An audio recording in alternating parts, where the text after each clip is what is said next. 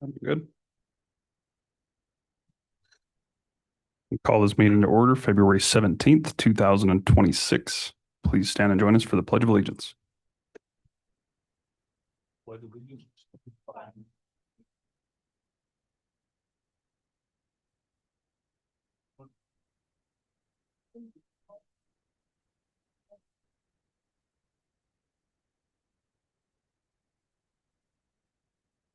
All right, good morning, everybody. We do have a quorum present with all 5 commissioners in attendance this morning.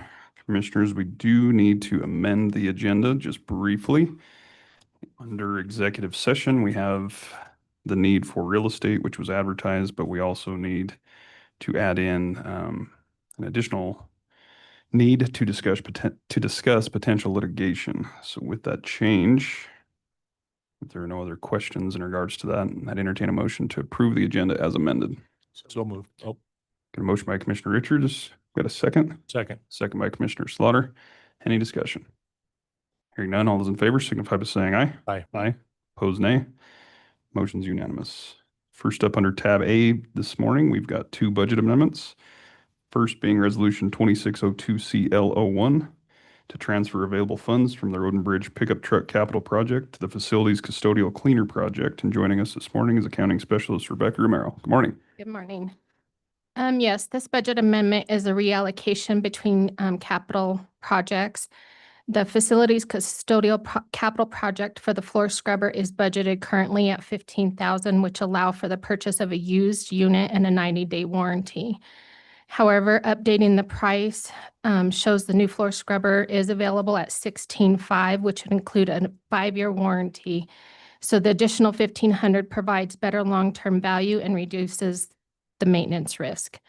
The requested funding would come from the unspent capital funds within the Road and Bridge Pickup Truck Fund, and those funds are available and not needed for the current purchase. This amendment reallocates the $1,500 and does not impact the general fund reserves. Very good. Thank you, Rebecca. Any questions on the amendment, commissioners?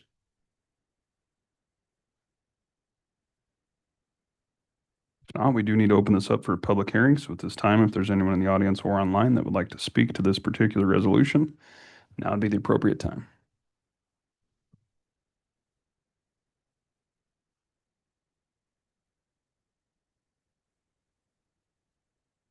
Seeing and hearing none, we'll go ahead and close the public hearing. And commissioners, what's your pleasure?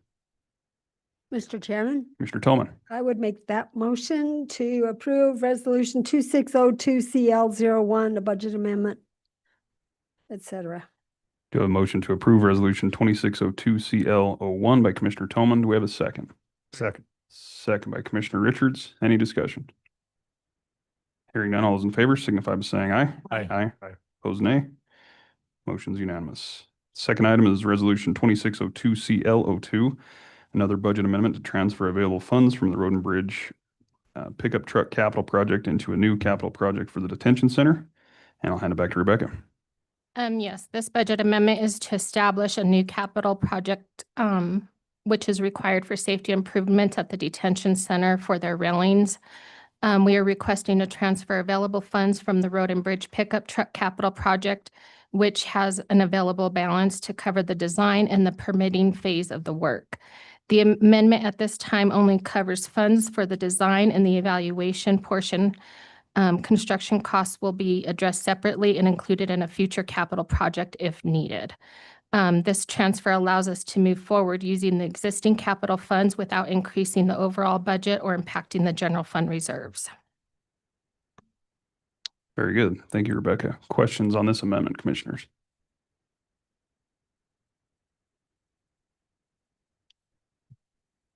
Not, we also need to open this up for a public hearing. So again, if there's anyone online or in the audience who would like to speak to this amendment, now would be the appropriate time.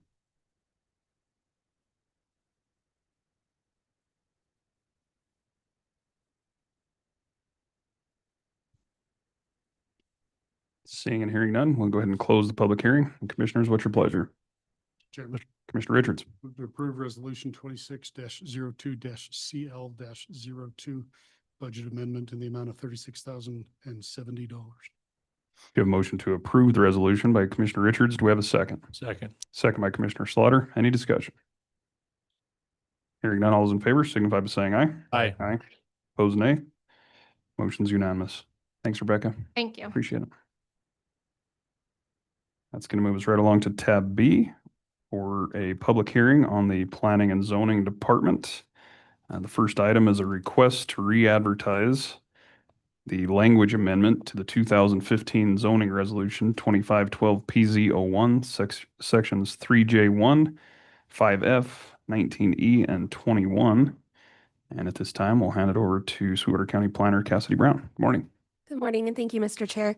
So previously, I had come to P&Z and then to you all, the Board of County Commissioners, with language amendments to introduce and to propose some regulations for short-term rentals, as we've been having some requests for them and wanting to kind of get ahead of that, be preemptive on having some regulations on the table.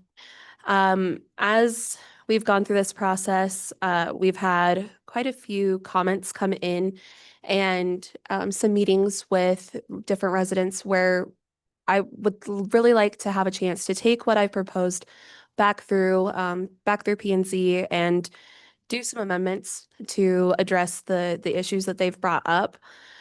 We do have several residents here today that have written in and that have had concerns with what it was proposed. And then I've also received some comments on the other side too. So we've got people that are not in favor of the short-term rentals and then some that are very much so and would like to see less restrictions. So would like some time to work through and try to make something that's livable for everybody, and make it make sense for all of the areas. We know that, we're looking at Sweetwater County as a whole, and it's quite large, and different areas have different needs and different infrastructures, different law enforcement present, that type of situation. So we just want to make sure that we're implementing something and proposing something that makes sense for everyone. And as we've had different residents come through and express those concerns, it's given me some more things to think about and to look to adjust here. I do have all of the comments included here in my presentation, and they were in the agenda that was attached for you all. However, there were a couple that came in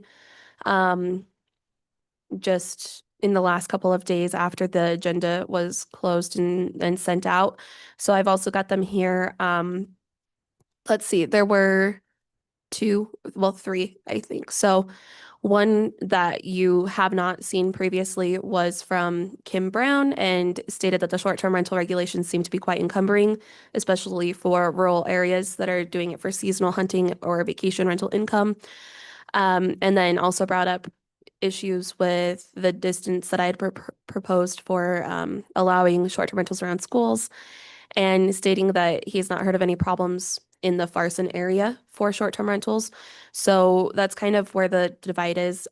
Farson being more rural in nature, they're finding it like that they would like to have that ability. And then down in the Washam area, it's residential and they don't want to turn into this just proliferation of short-term rentals, specifically because it is such a vacation heavy area and there's not necessarily enough law enforcement there. So looking to kind of balance those and work with everybody to make something that makes sense for all areas, but specifically the ones that people have brought concerns to us. Let's see. And I'll also send these on to you all. This morning, as they came in, we received a couple extras, so I can forward those on as well. Thanks, Cassidy. Appreciate it. Yeah, we had quite a few reach out, particularly from the Washam area, which we appreciate. That's part of the process in going through here and trying to make sure we get it right. Obviously, we're never going to appease everyone, but if there's things that we can do to try and hear everyone's concerns and implement those into the changes, I think that's important. So if I'm understanding your request right, you're going to go back, rework it with planning and zoning, re-advertise, and then kind of start the process more or less over. Is that right? That's correct. Questions, comments, commissioners? Commissioner Jones? Thank you, Mr. Chairman. And I know you aren't through the process or anything, but do you have kind of a general guideline? Obviously, we have some folks here who are, I'm guessing, concerned, and so maybe not everybody, but I guess the question is, do you have a general direction or at least a starting point of a thought of how we can try to as best make everybody happy? Yeah, Chairman and Commissioner Jones, yes. There are some things that we're looking at to consider to trying to make it all make sense. One of the things is potentially looking at limiting short-term rentals to the growth management area. That's something that we've looked at, and maybe also the Farson Fire District, Farson and Eden Fire District area as well. So then those areas where we know that there's more infrastructure and more law enforcement presence, those ones might be able to have short-term rentals where, we hold off on like the Washam area, for example. That's one thing that we're looking at. Thank you. Additional comments or questions? Mr. Chairman. Commissioner Richards? Cassidy, are there other parts of this resolution that aren't keyed in on short-term rentals that are going to suffer from being put back? Or is this entire package about short-term rentals? Thank you. That's a great question, Commissioner Richards. Mr. Chair, there is one part of this that is not to do necessarily with short-term rentals, and that is the proposal to amend the fee for zoning permits. So there currently are $50, and we are looking to amend that to change them to be $100. That's the only part that is separate from the short-term rentals And that's a fee for what?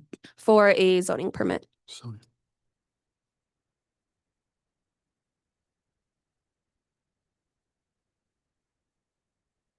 So in regards to the request, it looks like, I mean, the zoning permit fee is part of that, but would you just wait until we come back with everything? Okay. Additional comments, questions?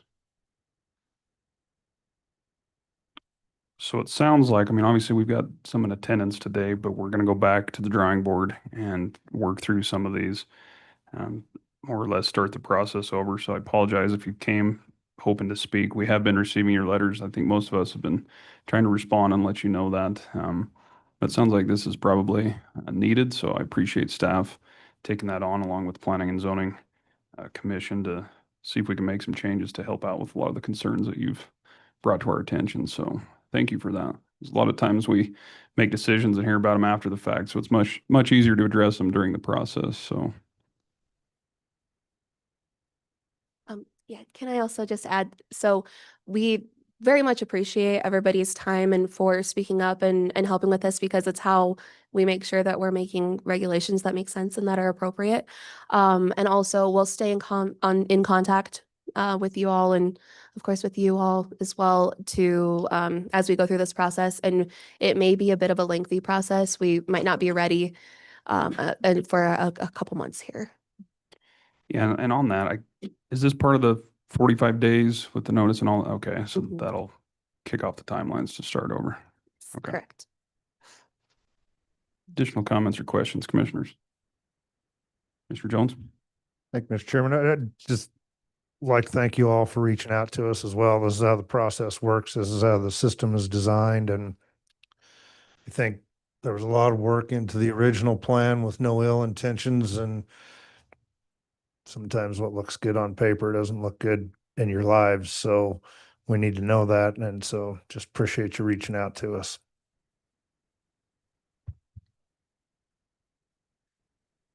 Okay, I believe we have the request before you, so I'd entertain a motion to approve re-advertising the language amendment to the 2015 zoning resolution 2512 PZ01 as presented.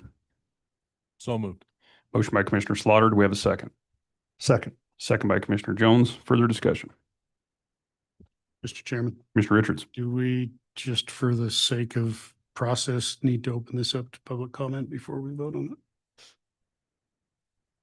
You don't have to, Mr. Chairman, Commissioner Richards. Again, I think as has been alluded to, the process is essentially starting over. And so there will be a re-advertisement, new opportunity for comments both at the P and Z and in front of you as a board. So that it's at your discretion, but it wouldn't be required.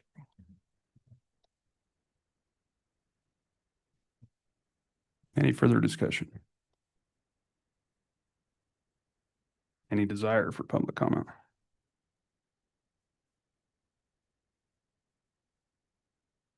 I guess they still have a chance for public comment anyway. Yeah, I mean, I just kind of feel like it seems like staff is going to work together to make some of these changes anyway, so I don't know what it would accomplish per se at this stage in the game, but obviously the opportunity will remain with the reintroduction of the process, so. With that, we do have a motion and a second on the table to approve the request to re-advertise. All those in favor signify by saying aye. Aye. Aye. Opposed, nay. Motion's unanimous. And thanks to Cassidy and Eric for your work on that and willing to take it back to the drawing board, and we'll try again. Thank you very much. Hi. So I understand you'll start the entire process over, or it starts today, a 45-day, or you'll start over after you get the paper? Yes, yep, the entire process will start over. This is going to take us along in the agenda to the county resident comments and concerns portion. At this time, if there's any member of the public, either in the audience or online, that would like to address the governing body on any issues, we limit this to 3 minutes, and the floor is now open.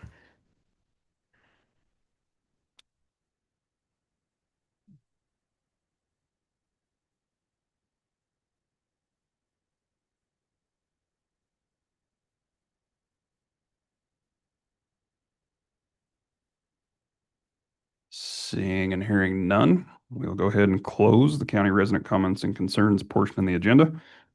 That's going to move us right along into tab C. Under tab C this morning, Commissioners, is the consent agenda. You have 10 items under the consent for consideration. First being the approval of the February 3rd, 2026 meeting minutes. The second is the approval of the county vouchers, the warrants, expenditure approval listing, and the Commissioners report. Third is the approval of bonds. Fourth, the approval of the monthly reports. Fifth is the approval of the abates and rebates. Sixth is a request to restaff a vacant position in Facilities Custodial Department. Seventh is a request to staff seasonal positions in Parks and Recreation. 8 is a request to reclassify a full-time position in the Treasurer's Office to part-time position and restaff the position. 9 is the approval for the Sweetwater County Conservation District's application to obtain written documentation of landover concurrence for the purpose of installing structural or vegetative conservation activities. And 10th is a request to ratify the United States Forest Service Cooperative Law Enforcement Agreement. And at this time, Commissioners, I would ask if there are any requests to remove any items off the consent agenda for further evaluation.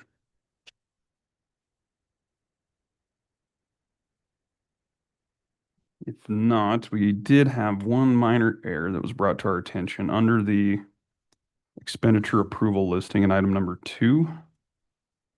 When you open up that document, the second line item has a date listed as January 5th, 2026. And I believe that should be February 5th, 2026. And the updated correction is in your packet. So with that, I'd entertain a motion to approve the consent agenda as, I guess, amended. So moved. Motion by Commissioner Richards. Do we have a second? Second. Second by Commissioner Jones. Any discussion? Hearing none, all those in favor signify by saying aye. Aye. Aye. Opposed, nay. Motion's unanimous. It's going to bring us right along into Commissioner comments, and it looks like I get to buy lunch today. So we'll probably go to the dollar menu. Last week on the 9th, I believe it was, I attended a focus group meeting with Southwest Counseling and a company, Third Horizon, who is put together different, I guess, stakeholder meetings to discuss the ongoing I guess, mental health and substance abuse issues that face our community.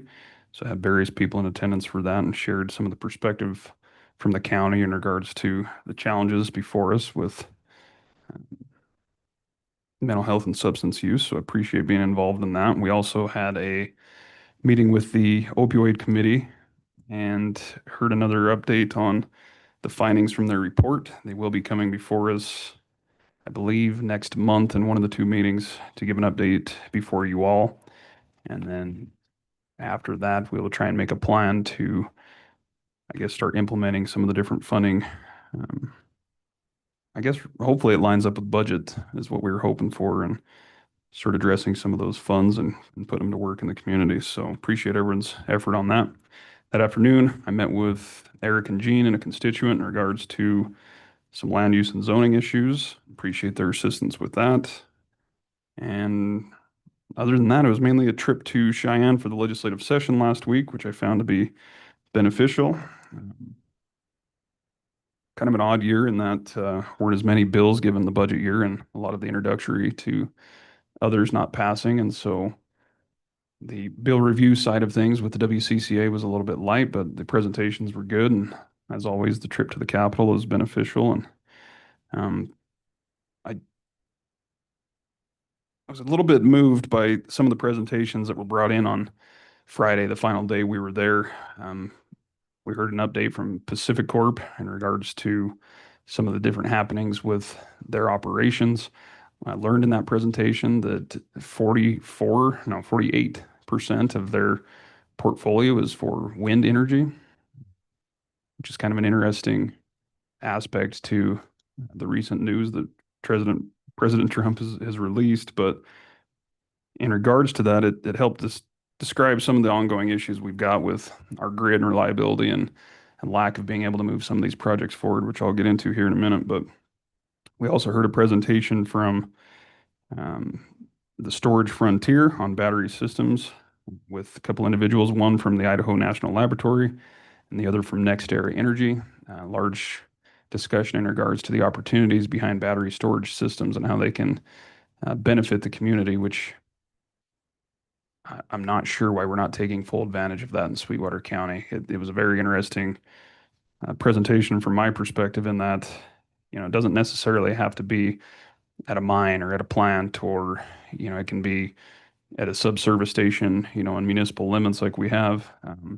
But the idea is to store some of those non-used electrons. So basically, if there isn't a high demand on the grid, any electrons not used are obviously lost down the line. And so it doesn't necessarily help with some of the different blackouts and typical lag that you may experience within the grid itself. And so the idea of these battery centers are to be shock absorbers, and typically those lags last 4 to 8 hours. And so those electrons can be stored within these individual systems that help an entire community that aren't just specific to,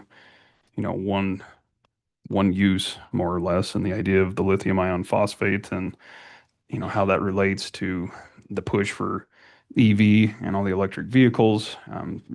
Some of the pushback that these companies have faced is in regards to the recyclability of the batteries once they've, I guess, reached their end of life, so to speak. It was shared that 95% of the batteries are recyclable, and the pieces that aren't are then transferred to a certified waste managing facility. But a lot of these are 25 to 30-year lifespan. And the irony that was shared is a lot of the electric vehicles are the high demand, obviously. But when those batteries in those vehicles reach 80% of life, they can then be transferred into these battery centers and used for an additional decade or decade and a half within the storage aspect of things. So I know we've experienced and been told that there are issues with some of the infrastructure in regards to our utility here, and I've never heard of the battery storage side, I guess, in Sweetwater County, and I'm not sure why we're not looking into that. Which then was followed up by probably my favorite presentation of the week in regards to the digital demand and AI and data centers and energy infrastructure. We had the Vice President of State Policy for the Data Center Coalition, and was joined by Betsy Hill, who is the Chief Executive Officer for Cheyenne Leads. and the vice president of public affairs for Crusoe, and was largely centered around data centers and some of the misconceptions relative to those, which was interesting to me. I didn't realize that Cheyenne currently has 12 data centers. They have another 5 under construction, and they have 43 that are announced. Not the 43 weren't specific to Cheyenne, but I believe statewide. But Microsoft's cloud infrastructure has been in Wyoming since 2012. Um, there was a lot of conversation about some of the myths on data centers are specific to AI and AI only. Obviously, they play a large role in that, but their purpose is for, the service cloud infrastructure and the different telehealth and smartphones and smart TVs and cameras and et cetera that obviously is the way of the future there, and online storage and et cetera. But one of the more interesting facts was the water consumption. There was a large conversation in regards to that and the belief that these data centers are, I guess, an attack on the resources we have. The current data centers, all 12 that are in existence in Cheyenne, use 1.2% of the Cheyenne municipal water supply. And the the debunk with that is that they're a closed loop system. And so once they're filled, more or less, that's it. So it's a one-time, um, I guess, demand on the water source that's there. And the comparison that they offered was on a typical site, which obviously can vary in size, but most commonly is a 200 kilowatt site. It's the comparative of 20 homes water consumption for an annual use one time. And so then thereafter, roughly 3 homes for any, filling of the system or for maintenance needs. And so the example that was shared was basically the footprint that you would have for these data centers.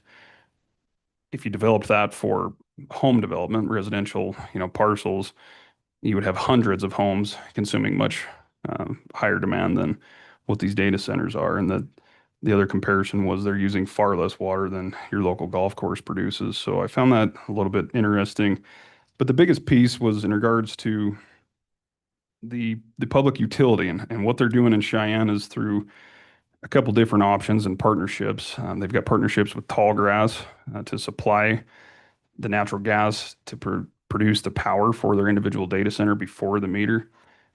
They assess large load tariffs, is what they call it. So that's through Black Hills Energy. But basically, if Microsoft or another data center company wants to come into the area, the utility company assesses them a large scale tariff that company then absorbs and that is not passed on to the ratepayer.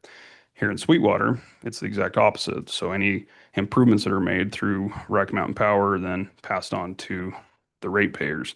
And so I believe, the city of Cheyenne and certainly Laramie County have been able to be very successful in that regard because the public isn't absorbing those costs for the different, added infrastructure. And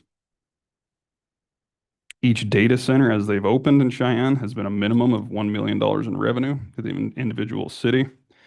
Obviously, jobs and ongoing, different connections that they've created business centers to help with some of these. They've created public utility districts. They found a way to, I don't want to say bypass the industrial siting process, but they've found a different way to streamline some of that process through these different avenues that have helped kick these projects off. But in the end, I just go back to there's no reason Sweetwater County shouldn't be on the map. And those companies and talking to them afterwards fully agree and they're ready. And it all goes back to, I believe, the struggles with the public utility, whether that's an infrastructure issue, a demand issue, or regulation. And I believe it would be in our best avenue to explore those conversations and to see if we can get any traction in regards to that. I can't help but think it's a way of the future. Obviously, there's some politics involved with what you believe and you don't, but Laramie County doesn't have the extraction revenue that we have here in Sweetwater. And they openly share that this has been their lifeblood and their lifeline with all the different, revenue cuts and struggles that they're faced with. And, we're fortunate here in Sweetwater, but everyone wants to preach economic development. And to me, this is economic development at its finest. And we're being gridlocked by, not being able to expand on that. There was another example shared there. I believe it was in Texas, the community has generated so much revenue based off the data centers they have that it would be the equivalent of eliminating residential property tax. Seems like an interesting topic given the last few years of the legislature. And I'm not suggesting that's the way of the future, but regardless, you can see, the opportunity is there. And I don't know, I found it quite interesting that we're in honestly, a pretty perfect situation for potential opportunity with that and, with the power plant and everything else. So we'll continue to dig in, and I look forward to exploring these options more with Laramie County Commission. Thankfully, due to the association, we're able to, build some of these ongoing relationships and have them kind of readily available. I did talk with Betsy Hells, as well as the other individuals on that presentation. They'd be more than happy to, have these conversations, come visit us and see what we can do to help with those relationships. So I don't know. I was pretty moved by it, and just feel like whether we like it or not, it's going to be the way of the future, and that's where things are headed. So why not take advantage of it? So with that, commissioners, I do have a meeting, I believe, with Commissioner Jones and Eric tomorrow with the BLM. It appears they have a new interim state director, so we'll see what comes of that. Hopefully some direction on the resource management plan. And I believe that's it. Stand for any questions. Not, Commissioner Slaughter, the floor is yours. Thank you, Mr. Chairman. On the 3rd, I met with Ryan Rust of the city of Green River to discuss ongoing concerns with the distribution of the specific purpose tax revenue under the initiative passed in November 2022. It was agreed that we would work with the specific purpose tax joint powers board and representatives of the underwriter and bond council to ensure that all distribution is handled within the specifics of the ballot initiative and the bond indenture. On the 5th, I had a follow-up discussion with School District Number 2 Superintendent Scott Cooper on the concept of collaborating on an internship program between School District Number 2 and Sweetwater County.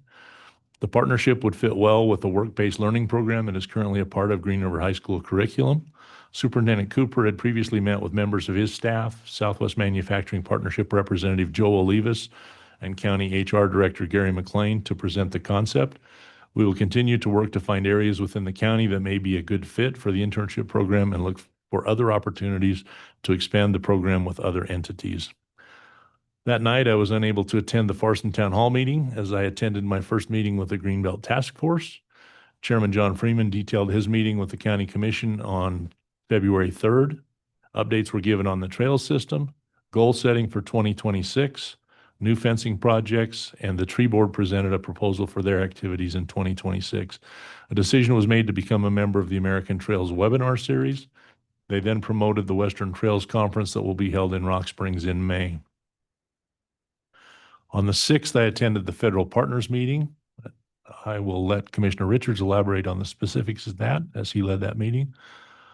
On the 7th, Marielle and I attended the Memorial Hospital Foundation Red Tie Gala. The Red Tie Gala is an event we look forward to every year. The event is an opportunity for our community to support the Memorial Hospital Foundation and includes raffles, games, a live auction, and an excellent dinner. This year, the banquet raised a little over $200,000 that will be used to purchase med-surg and ICU hospital beds. On the 9th, I participated in the follow-up meeting that the chairman alluded to with the opioid committee. Chairman West, Christina Marshall, and I met with representatives of Corona Insight to review the balance of the opioid needs assessment. The next step will be for Corona Insights to present a summary of the assessment to the full board of county commissioners. We will then determine the path to using the funding from the opioid settlements to provide assistance to members of our community that have been impacted by the crisis. Later that afternoon, I conducted the monthly specific purpose tax joint powers meeting. Once again, the Joint Powers Board approved requisitions represented by the local municipalities.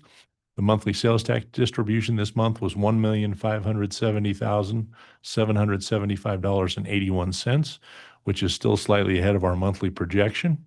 We've now collected $50,765,991.55. Entities will be preparing items for a press release that will be approved at the April regular meeting and released immediately thereafter, detailing the projects that have been completed and the progress of projects spelled out in the 2022 ballot initiative. I then ran to Rock Springs to attend a monthly meeting of the Star Board. Director Dwayne Pacheco was unable to attend due to illness. Therefore, it was a relatively short meeting. Ridership was up again, 191 riders over January of 2025. Their phone app is now accounting for 15% of their ridership. They believe there's a good chance they have buyers for the used buses that we talked about last month. They approved resolutions for their policy of cost allowability for charges against federal awards and their conflict of interest policy and code of conduct, along with an MOU with Southwest Counseling. I then rushed back to Green River to attend the regular quarterly meeting of the tripartite board. Most of that meeting was devoted to the community needs assessment. Community needs assessment has been delayed multiple times. The CNA is required for qualification of the State Department of Health CSBG grant. Joe Coyne, who was contracted to create the CNA, once again made argument for another extension to develop the plan. His assertion is that he needs more time to provide the quality product required by the board. The board agreed to allow him till April 15th to supply a copy of the report that can be then reviewed at the May meeting. The board also reviewed and approved the fiscal year 25 annual compliance audit report. As Chairman West alluded to, from the 11th through the 13th, I attended the Wyoming County Commissioners Annual Legislative Conference. The conference provides opportunity for county commissioners to review pending legislation and determine whether the association should support, remain neutral, or oppose bills that have been filed for the legislative session. It also provides educational seminars that are very valuable resources for the commissioners. As the commission alluded to, I felt the same as he did. I think he summarized them very well, but both of the seminars he alluded to I thought were really good. One of the highlights this year was a tour of the National Weather Service NCAR Wyoming Supercomputing Center. With all the movement toward data centers, it was a great opportunity to dispel some of the myths around data centers and to see their operation firsthand. Yesterday, I spent the afternoon in my office updating specific purpose tax accounts and working on planning for the next Sublet Antelope Migration Corridor work study meeting. I have a meeting this afternoon with Sarah Dorenzo of the Governor's Office and Martin Hicks of the Game and Fish Department to develop strategies and the agenda for the next meeting of the working study group. I spent the rest of the afternoon preparing for this meeting. With that, Mr. Chairman, I will end my report and would stand for any questions. Thanks, Commissioner. Any questions or comments for Commissioner Slaughter's report? Glad to hear the press release. I think that's a good idea for specific purpose tax, just to kind of let the public know what's been accomplished and collected. So good work on that. Commissioner Tillman, the floor is yours. Thank you. On February 4th, I attended the Southwest Counseling Focus Group on a Teams meeting. On February 5th, I attended the Eden Valley Town Hall meeting. We had supper with the special districts at 6 p.m. at the community center. They had a PowerPoint with the 6 special districts presenting their officers and their budgets. There was discussion regarding a citizen approval for an additional 2-mail ballot initiative for the Rural Health Board. Legislature tax cuts are creating funding issues for small special district boards. Commissioner Jones, Representative Bob Davis, and Assessor Dave Davis also attended. Davis provided a great overview of county financials. On February 6th, I attended the American Freedom Group sponsored legislative dinner at the Holiday Inn. On February 10th through 13th, I traveled to Cheyenne to the Wyoming Association of County Commissioners legislative session. I won't go into great detail, but we reviewed and voted on proposed bills for WCCA to track. There were special sessions on siting and permitting for emergency energy projects. There's nuclear presentation, battery systems, and data centers, all very informative. So thanks, Commissioner West, for digging deeper into that. 5 state elected officials met with the commissioners, followed by a 50th birthday party for our Wyoming Association of County Commissioners. And it is the 150th anniversary of active work by county commissioners in Wyoming.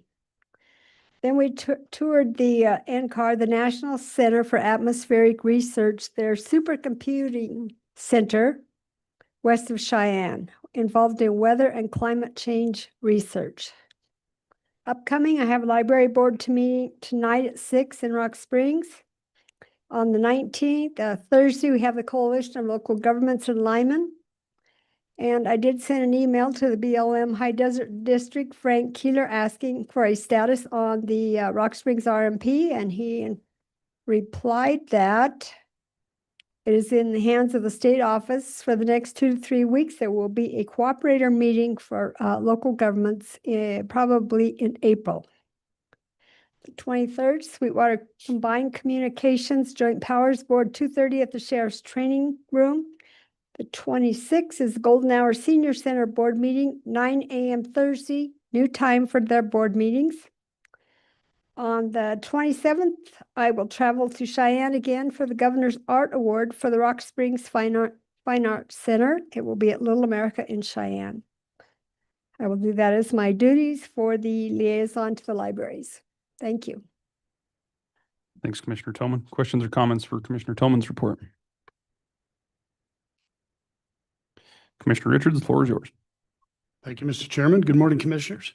Before I get started, I do want to note that today is Mardi Gras. So for anyone observing, happy Mardi Gras. In the spirit of that day, I'll note my tie features the Sazerac, which happens to be the official cocktail of New Orleans. So I'll try to responsibly imbibe some of those later today. Samples. It's been a busy and interesting couple of weeks. On the 4th, I joined a focus group hosted by Third Horizon, gathering opinions from stakeholders as part of their effort to develop Southwest Counseling Services Community Needs Assessment. When I see media reports about the needs assessment survey, I also see a lot of negative comments about Southwest Counseling Services. And to those who continue to speak negatively because of a past experience, I want to point out that Southwest Counseling Services has gone through significant changes in recent years. Board of County Commissioners has made substantial changes to the service contracts we hold with them, clearly outlining our expectations. Their board of directors has changed and is invested in leading the organization through a comprehensive reorganization, and the agency's administration has also changed, bringing a fresh perspective to the table. Rather than using discussion of the community needs assessment as a platform to further denigrate Southwest Counseling Services, I would encourage everyone to respond to the survey and be part of shaping real community-based solutions for mental health going forward. After that, I joined the weekly Power Coalition call. That group, led by Treasurer Cowan, who is also the chairman of the Sweetwater Economic Development Coalition, is working on some exciting ideas for addressing electrical power needs in Sweetwater County. Following that, I participated in an interview with a University of Wyoming student to discuss nuclear power development in Wyoming. Then on the 5th, I attended the Rock Springs Chambers Enterprise Committee meeting at the hospital, where we heard a presentation from Brian Seppi, the general manager of the Joint Powers Water Board, who caught us up on all things water. It's kind of a scary outlook, and I want to say that I appreciate Chairman West's continued participation in that process. I'm not going to pretend to understand water rights or water law at all, and I'm glad we have someone at the table who I know is serving the people of Sweetwater County well. That afternoon, I joined my Leadership Academy breakout group, and we had some great discussion on the program. I'm basically halfway through that program now. I've learned a lot, and more importantly, I've met a lot of fantastic people from around the country who do a lot of the same things we do, have addressed many of the same issues that we address, and can provide valuable peer perspectives. On the 6th, I attended our First Friday's Federal Partners meeting. The only federal partner who attended was Carrie McDonald, the acting district ranger for the Flaming Gorge Ranger District. Ms. McDonald will be there until May, as they rotate interim rangers about every 4 months until they find a permanent one. One of the roadblocks they're facing is the loss of professional staff, leaving them shorthanded. For every 4 staff reductions, they can only hire 1 replacement, which makes it difficult for them to complete the projects on their plate in the district. They are continuing to move forward on the water project at Buckboard, as well as replacing the fish cleaner at Firehole, but many other projects are on hold, including the Buckboard boundary realignment. No one from BLM was able to attend. The reason they gave was that they are short-staffed. I was disappointed by their absence because I would have liked to have heard an update on the Rock Springs RMP amendment, which we've had pretty much radio silence from them since it was initiated. James Hobbs from the Wyoming Game and Fish also attended. He expressed his agency's concern about the possibility of drawdowns at Flaming Gorge and the threat those drawdowns pose to kokanee populations in the reservoir. We also heard from Larry Folks from the Conservation District. They are pursuing a USDA grant to assist with planning the drop structure east of Rock Springs. They needed landowner concurrence, which is why we approved that item in our consent agenda this morning. On the 11th, I headed to Cheyenne for the annual WCCA Legislative Conference. I won't spend too much time on that subject because you were all there, but I do want to say how valuable those organized visits are. As one of our local legislators continues her war on our ability to pull resources to provide better services to our constituents, what I see in Cheyenne paints a completely different picture of what we actually do there. Everywhere we go, county commissioners are welcomed, and in fact, we are actively sought out by most of our legislators. Everywhere we go, we hear how invaluable WCCA staff is to those same legislators as they work to do their due diligence and craft meaningful legislation and budget decisions. Without the WCCA and other organizations we belong to, the alternative would be for county commissioners and other elected officials from across the state to spend the entire legislative session in Cheyenne in our direct capacity as elected officials, individually advocating for our counties. That would not only be wildly inefficient, it would cost taxpayers significantly more in time, travel, and lost capacity back home. By pulling our resources through WCCA, we are able to communicate consistently, professionally, and effectively while still allowing commissioners to remain in their communities doing their work for our constituents and the work that they actually elected us to do. That doesn't even account for the critical role counties play as federal cooperators, whether it's land use planning, wildlife management, infrastructure, or resource development. Our ability to have meaningful and effective voice with federal agencies exists almost entirely because we are able to pull resources and expertise. Without that coordination, counties like Sweetwater would be left trying to engage massive federal systems one at a time with far less impact and far greater cost. That's not lobbying, it's responsible governance, and it's the only practical way local governments can be heard. What the good representative from Green River continues to frame as taxpayer-funded lobbying proves itself over and over again to be an essential tool of good governance, specifically authorized under Statute 183522, providing us the ability to effectively and efficiently communicate local needs with all levels of government. At this point, the good representative has put her name on 2 bills and 1 amendment focused solely on limiting our ability to do our jobs while ignoring the real-world needs of the very constituents she claims to represent.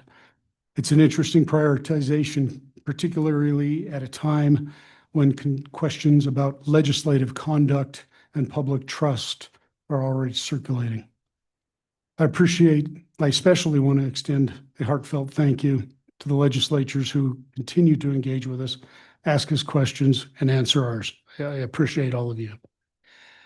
On my way home, I spent about a half an hour following a semi through Carbon County after I called in a ready report because it was swerving dangerously in and out of its lane. It took nearly half an hour for us to intersect with a state trooper who pulled in between us, observed the truck for a couple minutes before initiating a stop. I don't know what the result of that stop was and probably won't because I can't find any media outlets in Carbon County that publish those types of records. But the experience highlights an issue we have here in Sweetwater County that has real world effects on both our safety and our budgets. Currently, Wyoming Highway Patrol troopers are underpaid and underfunded. While that is clearly a state budgeting and policy issues, it trickles down to our safety and our budgets. Troopers are leaving the patrol, and those who remain aren't allowed to work overtime, meaning our state highways and interstate are receiving inadequate state law enforcement coverage. That leads to local law enforcement agencies being called on to respond to incidents on the interstate that the state should be properly resourced to handle. Currently, the Sweetwater County Sheriff's Office is providing 29% of the responses to the calls on I-80 in Sweetwater County. And that is while at least some on-duty troopers are spending time patrolling inside our cities and towns where we already have local law enforcement present. So while the legislature continues to underfund highway patrol and incrementally reduce county revenue streams, they are forcing us to dedicate our dwindling resources to public safety responses that they themselves are responsible for providing. As this budget session progresses, I urge everyone to keep that in mind as budget bills wind their way through the House and the Senate floors. Looking ahead, this afternoon, I'll attend the quarterly meeting of the Sweetwater County Outdoor Recreation Collaborative. I encourage everyone to attend those meetings, if for nothing else than to see all the outdoor recreation projects happening in our communities. Tomorrow morning, I'll attend the monthly airport board meeting, followed by the weekly Power Coalition meeting. And I have several additional HPLA meetings scheduled as well. I also plan to attend the Sweetwater County Republican Party's county caucuses on February 19th. In the meantime, I continue to hear from and respond to constituents on a wide variety of topics, and I spend my days with my eyes and ears locked on the Wyoming legislature's budget session while I furiously type notes to our legislators about bills they may be addressing each day. Because, as Mark Twain told us nearly a century and a half ago, no one's life, liberty, or property are safe while the legislature is in session. I think that's all I have for you today, Mr. Chairman. I'm happy to stand for any questions. Thanks, Commissioner. Any questions or comments for Commissioner Richards' report? Commissioner Jones, you're back in cleanup. A little bit of ditto today, but on the 5th, I also attended the enterprise meeting held at the hospital. Commissioner Richards covered this well, so I'll skip that one. On the 5th, I did drive to Farson for the meeting, reporting on different districts in the area. It was really interesting for me to hear from each of the different taxing districts, what they do, how many people are involved, the level of volunteerism, their needs, and the ramifications of lower taxes. I have nothing but good to say about the people I heard from or spoke with up there. One of the things that really stuck out to me, though, is it was very obvious that they have an ability and a willingness to tax themselves in order to have a functioning society in that area. I don't know anybody who loves to be taxed. I certainly don't love taxes, but folks in the Farson-Eden area understand the value of those taxes, and it's really the only way for them to fund their needs. I doubt what they had to say regarding taxes really sunk into any legislators. There was only one there. But they certainly were not beating the drum that we hear of Wyoming citizens being overly taxed or heavily taxed. Folks in those communities support their communities very well and show it. On the 6th, I too attended the federal partners meeting. That was also covered by Commissioner Richards. On the 7th, I attended the MHSC Memorial Hospital Sweetwater County Foundation Red Tie Gala. Always a great event and very successful. I'd like to thank everyone who donates in any way, as the gala is money raised for our only hospital in Sweetwater County. And we never know when each one of us are going to need the hospital. On the 11th, as has been covered fairly well, we were all in Cheyenne, or went to Cheyenne, I should say, for the remainder of the week.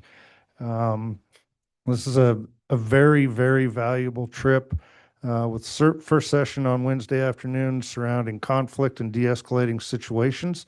Kind of interesting at this particular time in the legislature. I think some of our legislators probably should have sat through that session. After that was talk around health insurance and how we handle health care or health insurance, I should say, and its tremendous expense. Later that evening was a legislative reception with the Wyoming County Commissioners Association, Wyoming Association of Municipalities. It's always a great opportunity to speak with a variety of commissioners from around the state, as well as legislators and municipalities. As is typical, only some of our local legislators made themselves available for us for discussions regarding proposed legislation for this year. I'd like to thank Senator Jones, Senator Kolb, and Representatives Wiley and Larson for being in attendance. If there were others from our area there, I did not see them. On the 12th, we continued with our WCCA meetings, reviewing our voting process regarding upcoming bills, and then we went through the bill review process. The process is when we review bills that affect our counties and commissioners. I'd like to point out that the WCCA only supports or opposes bills we as county commissioners from around the state ask them to support or oppose. They don't spend time and effort educating legislators and testifying because they decide to. No, it's only because we ask them to. Also, the WCCA won't support or oppose legislation without 70% of the county commissioners in attendance voting for or against. So to those who don't like the WCCA, when they support or oppose, remember that stance comes from one place and one place only, and that is the county commissioners. One of our local legislators has been pushing against our ability to use taxpayer dollars to support the Wyoming County Commission Association. This representative has been soundly defeated at least 3 different times.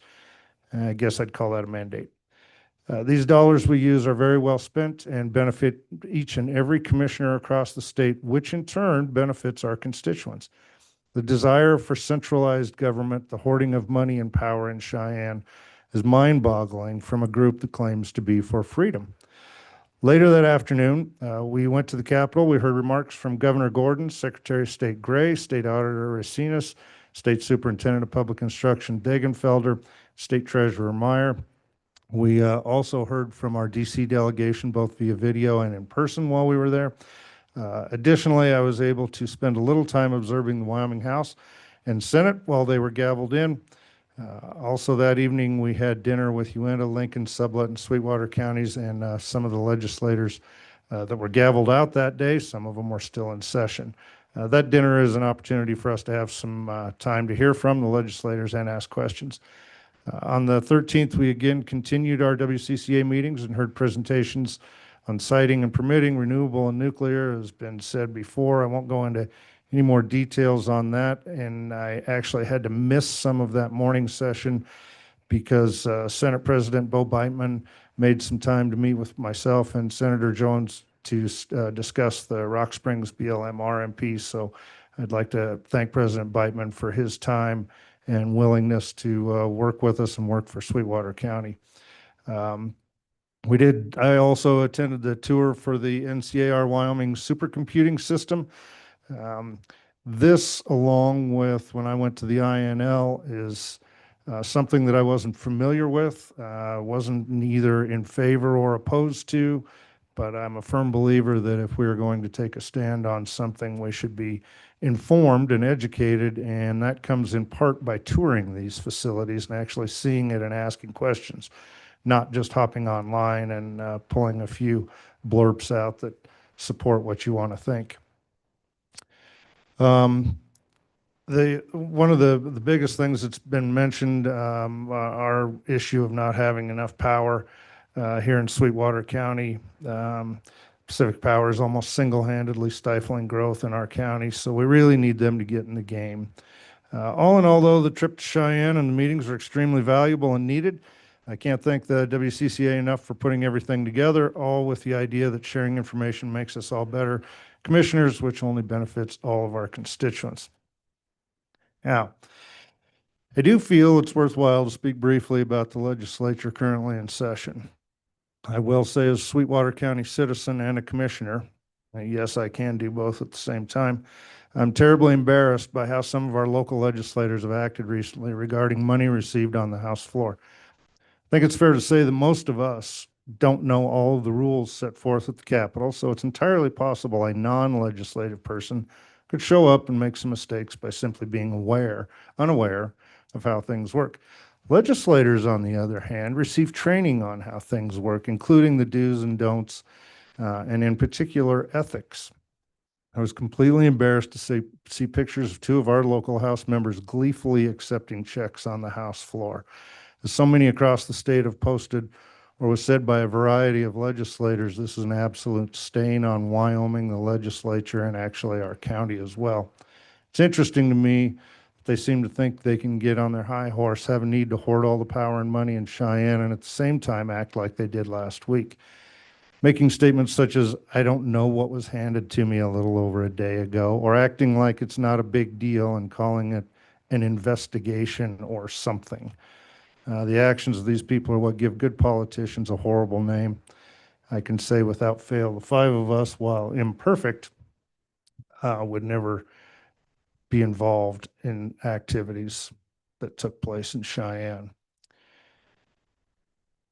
And it continues. If all that isn't bad enough, yesterday on the House floor, debate ensued regarding books and minors having access to certain books that discuss a variety of sexual topics. The language used by legislators on the floor and the debate that took place was embarrassing to say the least. But the worst part was that school-age children were at the Capitol, and I'm told were in attendance. The irony of the debate and graphic descriptions while trying to prevent children from seeing the books, all while having the discussion in front of children, was not lost on me. Certainly, it was lost on those legislators. Some pretty embarrassing times for Wyoming and Sweetwater County. As a final note, and hopefully a much higher note, the side-by-side / Jeep off-road ride from Evanston to Cheyenne to celebrate our nation's 250th has now gone live for registration. I've mentioned this several times, but we're finally to the registration point. The ride will begin on July 1st of this year in Evanston. It will travel to Rock Springs and Green River for the first night, then travel to Saratoga for the second night, then on to Laramie for the third night, ending up in Cheyenne for the 4th of July. This ride was the brainchild of Senator Stacey Jones, and a group of us have been working with the Office of Outdoor Rec and mainly with Wyoming State Trails. There's a registration fee of $100 per person with a maximum of 50 vehicles to be registered. So if you're interested, what you need to do is pull up the Sweetwater Snowpokes webpage, which is www.sweetwatersnowpokes, that's SNOWPOKES.com. You then click on events, and a link to buy tickets for the 250th ORV celebration is available for you. We're looking forward to this being a great event. Maybe it'll be one that happens more in the future. I'd like to thank WYDOT for working with us, Wyoming State Trails, the Sweetwater Snowpokes, and all of the many volunteers from across the state who have worked to put routes together and hotel rooms and whatnot. So looking forward to a wonderful trip. And that concludes my report. Thanks, Commissioner. Appreciate the report. Questions or comments for Commissioner Jones?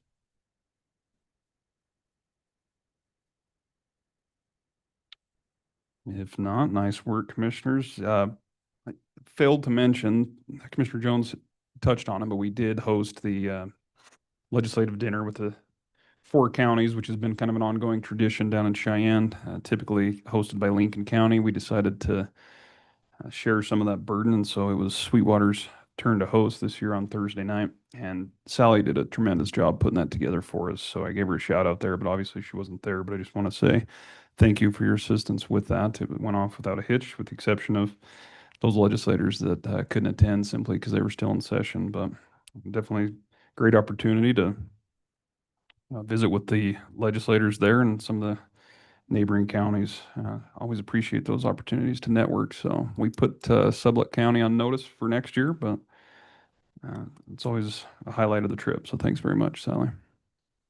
With that, we're going to move to tab D, which is the action and presentation items. We are right on track today, which is good because you guys were giving me the cold shoulder after last meeting. So we'll take about a 10-minute break, resume here at 10:15 for an update from travel and tourism.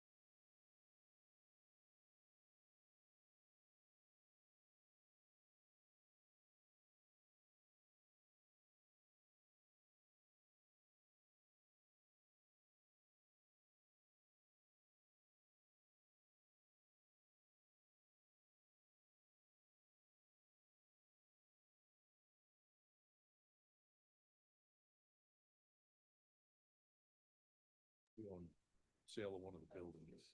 Yes, he had a bid in there. And if I'm not mistaken, his bid was $1,000 less than the. What was $1,000? Okay. Yeah. Interesting.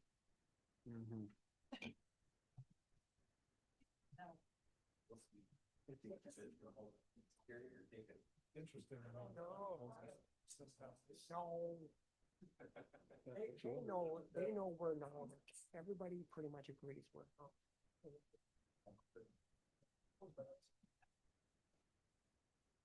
All right, let's do this. Keep these guys on task today. Call this meeting back to order. We left off at tab D. We are on to item number 2. And we do have Janessa Meredith, the CEO of the Sweetwater County Travel and Tourism, joining us this morning to present the Sweetwater County Travel and Tourism Annual Report for 2025. And good morning to you. Commissioners, thank you for allowing me some time this morning to share with you our 2025 annual report for Sweetwater County Travel and Tourism. This is how the lodging tax was spent in 2025, and you have this report inside of your bag that we'll go through. I don't know, there it is, it's on the screen. As you know, the local option lodging tax is made up of a board of 11 volunteer board members. They are appointed by the City of Rock Springs, the City of Green River, Wamsutter, Superior, and the County Commission. That board is charged with administering the lodging tax to enhance the economy of Sweetwater County by attracting and retaining visitors. So it's all to be spent on marketing to generate heads and beds is basically the mission of the Lodging Tax Board. As you know as well, this is something that has been on the general election ballot every 4 years in Sweetwater County since 1991. It will be on the ballot again in November of this year. So local voters have the option of saying, we want this tax assessed when folks spend time in hotels and campgrounds in our area. The last election of 2022, we had 82% voter support. So that was the highest in the state. The lowest I've ever been a part of was 78%, and I've been a part of 4 elections. This will be my 5th election. So time flies when you're having fun. Again, as you know, this is a tax that local residents don't pay. This is paid by visitors staying in hotels and campgrounds, but it's used to market our area as a visitor destination and enhance the amenities that local residents enjoy as well. Our visitor center is on Elk Street in Rock Springs. We moved into that building in 2020. It's a great location for us to be able to slow down traffic, folks that are heading to and from the national parks of Wyoming, and be able to provide information on the area to get them to stay longer in our area. The lodging tax collections have come in consistently at an increase over the past several years. You can see there we did see the decline during the year of COVID, but since then it has been increasing to a little bit over $1.5 million in the last fiscal year. By state statute, the local option lodging tax has to be spent on marketing to generate visitation, as I mentioned. So you can see there the pie chart of how the funding is administered. So 79% of it is spent on a marketing plan outside of Sweetwater County that local residents don't see, because like I said, the intention is to encourage folks to come visit our area. Event grants, 6%, the chamber block grants, 2%, the Sweetwater Events Complex block grants, and administration. We provide both the Chambers of Commerce in Rock Springs and Green River with funding as well, and also downtown Main Street in Rock Springs with some of their projects, and the events complex, as I mentioned. We also host a ton of events in Sweetwater County. So any event that's hosted in the area that will generate hotel occupancy, people are going to come from outside of the area and stay in our hotels and campgrounds, qualifies for lodging tax funding. We fund over 30 events on average per year, and we assess those applications quarterly. We also do a lot to recruit events to our area. Most recently, we've been successful in recruiting state high school sporting events. So in 2023 and 24, we hosted the state 3A and 4A boys and girls soccer tournaments, and happy to report that we also were awarded that bid for 27 and 28. And that event alone, with 800 competitors and their families and support, generates about $3 million per year just from that one sport. So it's worth our time to make sure that we are on the list of folks, destinations that are able to bid and host those events. I serve on a number of boards and committees in Sweetwater County and in the state and regional level, and make sure that I'm a part of the conversation anytime that Sweetwater County tourism can be involved. And then the tourism master plan, we created a 2021 tourism master plan that was a 5-year plan. I've invited many of you to be a part of the survey to give us your feedback as to what you would like to see going forward as far as tourism goes in our county. But what we've done in recent years based on that tourism master plan that was created in 2021 is listed there. The Rock Springs wayfinding system, the update to that system was a big piece of that project. One of our greatest successes associated with that plan. We also work with outdoor recreation and work really heavily with our industry partners and hotels to make sure that they know they're supported and they're the heartbeat of the industry. We've also done the feasibility study for the indoor sports facility, kind of assessing whether or not that's a good fit for Sweetwater County. One of our largest efforts in creating tourism product would be creating the Flaming Gorge bus tours. We actually created those in 2021. We've hosted thousands of passengers, and we primarily have 5-star reviews on Google and TripAdvisor for those tours. Many of you have been on that Flaming Gorge bus tour. A lot of destinations have product to sell. All that they have to do is the marketing to sell the existing product. In Sweetwater County, we didn't have a ticketed attraction like this. So that's why I created it in 2021. You want people to know that when they come to our area, there's something they can do, and we can showcase the Flaming Gorge National Recreation Area.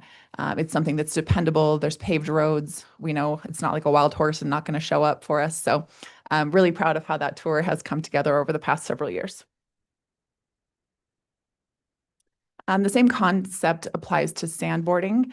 We want people to be able to have a chance to experience the Kilpecker sand dunes if they don't have an ATV, because we don't have a rental vendor available local to rent those ATVs to visitors when they come to our area. So with sandboarding, it gives them a chance to get out there and see that epic sand dune field and not have to worry about not owning an ATV. We sell the sandboards at the visitor center, and then a local vendor rents them as well. Board projects, we want to make sure that we are communicating with the residents of Sweetwater County on a regular basis. So we send out a resident mailer every April. You all should have received it in your mail the last few years. So it's our opportunity to let people know what the lodging tax does, the importance of the lodging tax, but also remind them to get out and rediscover their own backyard. As I mentioned, the Flaming Gorge is one of our greatest tourism assets, and I've worked really long and hard for a lot of years to make sure that we are able to showcase it the best we can from the Wyoming side. We have the All-American Road designation since 2021 and have applied for and received funding to build turnouts. Most recently, the Henry's Fork, which is just north of Manila on Highway 530. That's a petroglyph site. We are working with the Forest Service to help build that out. Federal funding is on hold as of now, so until that changes, that project will be on hold, but we look forward to being able to bring that project to fruition. As I mentioned in that pie chart of our budget, we also provide funding to Downtown Rock Springs, their Main Street program, funding for some of the lights of the Christmas display in Bunning Park, and then also funded some bronze art that is now on display in Downtown Rock Springs. We also work with news outlets out of Salt Lake City. The road tripping program through KUTV2 News is something we've been a part of for, I think, 5 or 6 years. It's a really great chance for us to show off Sweetwater County to a really large audience. That is the medium where we have been able to reach the largest amount of potential visitors. And this past summer, it was fun because they took the road tripping bus on the Sweetwater Speedway track, which was really fun. So yeah, that's something we do every summer and look forward to. We also fund any kind of project that will enhance the tourism product. And a lot of documentaries have been filmed recently, and we've been a part of helping support those projects as well. In addition to the guided bus tour that we host for the Flaming Gorge, we now have an audio tour. So you can download the app and drive it yourself and have interpretation, video, audio narrative. There's a Spotify playlist. It's a way for you to do a self-guided tour of the Flaming Gorge and have all of the information that you need to really understand how special that area is. That page shows you all of the out-of-county advertising that we do. A lot of it our local residents don't see, but that's the bulk of our budget. That's our entire reason for existing, is to generate visitation through marketing. So those are some of our creative executions. We also work with travel writers. We host a press trip every summer where writers come in from all over the country. We tour them around Sweetwater County, and then they write articles in different editorials, Cowboys and Indians, AAA, Home and Away, a lot of different magazines feature articles about Sweetwater County. And the earned media from those efforts was over $6 million in this last year. So it's well worth our effort. I told you last year we won an award for a video of the Flaming Gorge bus tour. And then also we work really closely with the hospitality industry to make sure that they know how appreciated they are. We can do a lot of marketing and we can tell the story of Sweetwater County, but if people come and visit here and they have a bad experience on the front line, their room isn't clean, the maintenance isn't up to par, people are rude to them in the public, all of our efforts are for naught. So we want to make sure that the hospitality industry employees, who really are the heartbeat of the industry, understand how important they are and how much we value them. So we recognize them on a quarterly basis and have done this for almost 20 years. And I'm really, really proud of how that program has turned out. And then from a customer service perspective, as I mentioned, we want to make sure that when people come to our area, they're greeted in a warm way and understand how valuable this area is and how great our people are. So the Certified Tourism Ambassador Program, we implemented that in 2021. And so folks can learn about the area and then learn quality customer service skills that they can apply throughout their career in their life. We currently have over 200 certified tourism ambassadors, which is really an impressive number. We get together with every other CTA program in the country once a year, and there are cities that are 10 times as big as us that don't have 200 certified tourism ambassadors. So it's just a testament to the fact that our residents are really passionate about tourism in our area and want to make sure when people come here, they have a good experience. And then once we've placed all that advertising every year, we want to make sure that we're actually generating a return on investment. So these numbers are only reflective of what we have done for advertising, what we have done to generate visitation to our area. So we know that for every $1 that we spend on advertising, there's an ROI of $798 to the local economy. Our advertising influenced over almost $77 million in visitor spending. When people come to our area, they bring 2.9 people. I'm not sure how, but they do. They stay 4 days. They engage in 4.8 activities. And our advertising alone influenced over 59,000 visits to Sweetwater County. This is our 2-minute video. You've seen it before, but I really enjoy it every time.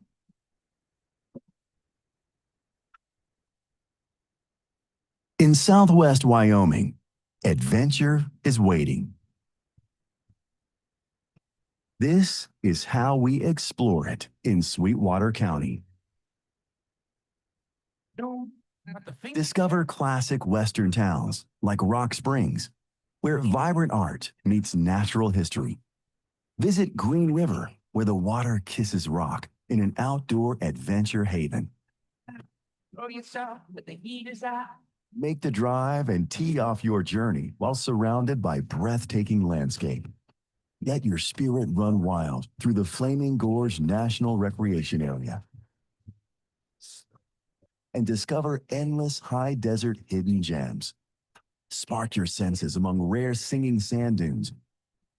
Stand in the shadows of giants formed over centuries and trek pristine trails to wide open space. Let authentic flavors lead you somewhere delicious and connect with the tastemakers who call Southwest Wyoming home. Make bets in the lottery. Jump in, Venture out on two wheels to see this land for yourself, where memories are measured in miles explored.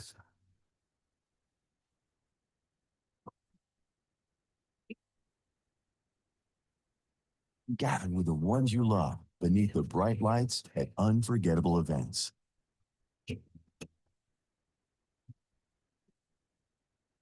Here, you can get off the grid with the people that matter most. Travel safe and stay informed while adventuring responsibly in Rock Springs and Green River.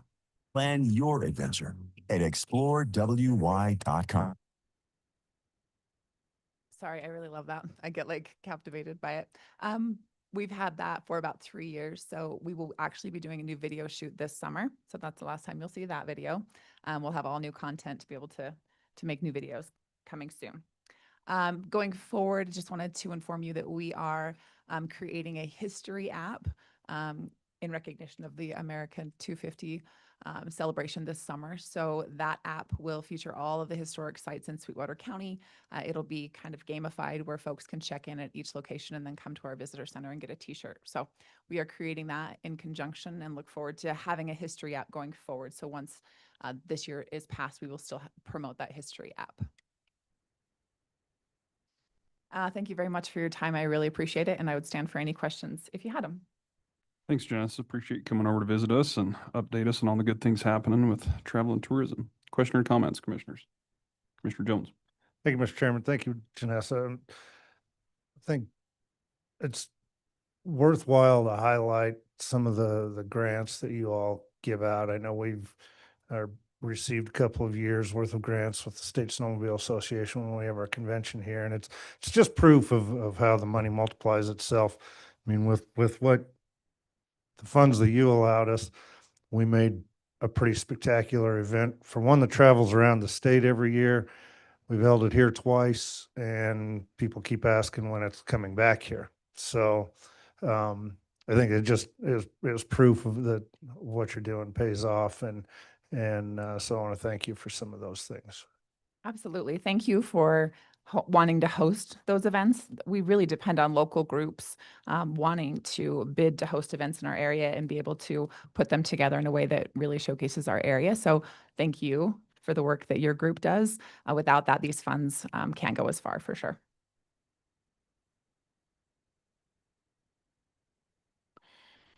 You guys got a lot going on. You know, it's interesting with the different advertising you do and the different attractions that bring it here. And I think that one page you had shows, you know, obviously hunting and the Flaming Gorge and wildlife viewing is some of the largest, but then you also spoke to events like, you know, the state soccer, and you guys put together the feasibility study for an indoor sports facility. And I know I've been in conversations with you and some of the mayors on that, but I just think we're missing a mark in that regard. And I know it's complicated and it's difficult and it's a matter of maintenance and ongoing costs and, you know, the struggles that come with that. But you've laid the groundwork here, and I just feel like we could do a lot more if we had some additional opportunity for kids, which ties together with, you know, some of the economic development I spoke about earlier and keeping people in the community. And there's opportunity there too. I think we need to find a way to make that happen, but it's difficult, which is why it's not been done. So I appreciate your efforts in putting together that study, and hopefully we can make something happen in the future. Thank you. I appreciate it. We definitely deserve to have a facility of that caliber.